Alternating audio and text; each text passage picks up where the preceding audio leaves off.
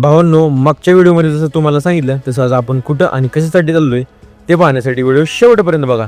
मग गाडीमध्ये साहित्य भरून निघालो आम्ही पुढे आणि जाता आता गाडी डिझेल भरलं आणि आपला पुढचा प्रवास चालू केला. थोड्या वेळाने पोहोचलो आम्ही अंगापूरच्या तालमीत. भावांनो, एक लक्षात ठेवा, ज्याला छंद नाही व्यायामाचा तो देह काय कामाचा. आज होती छत्रपती शिवाजी महाराजांची तिथीनुसार जयंती आणि जयंतीनिमित्त इथं भव्य मिरवणूक असते. त्या मिरवणुकीमध्ये आज आपण वाजवायला आलो होतो. सांगायचा विषय म्हणजे भावांनो, ह्याच वाजवायच्या कलेमुळे आपल्या शाळा आणि कॉलेज टाईमच्या दिवाळी खूप गोड झालेत आणि त्यावेळी खर्चायला पैसे मिळायचे आणि ह्याची आपल्याला काही लाज वाटत नाही.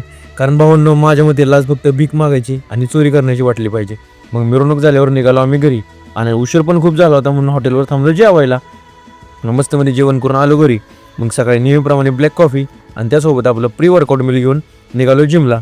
भावांनो, काही झालं तरी आपण वर्कआउट स्किप करत नाही आणि आज लेगडे असल्यामुळे जिम मोकळीच होती.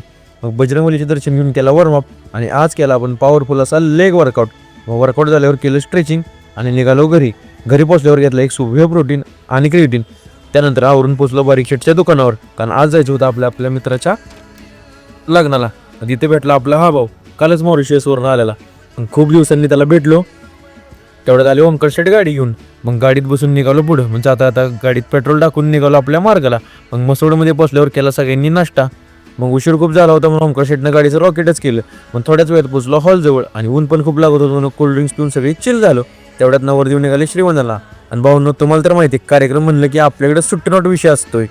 मग लग्न लागल्यानंतर नवरा नवरीसोबत फोटो काढले आणि आपले सगळे मित्र खूप दिवसांनी एकत्र आले होते म्हणून त्यांच्यासोबत पण फोटो काढले आणि निघालो घरी यायला. येता पुसेगावमध्ये सेवागिरी महाराजांचे दर्शन घेऊन पोचलो बारीक शेटच्या दुकानावर आणि नेहमीप्रमाणे 5 वाजता घेतली आपली ब्लॅक कॉफी.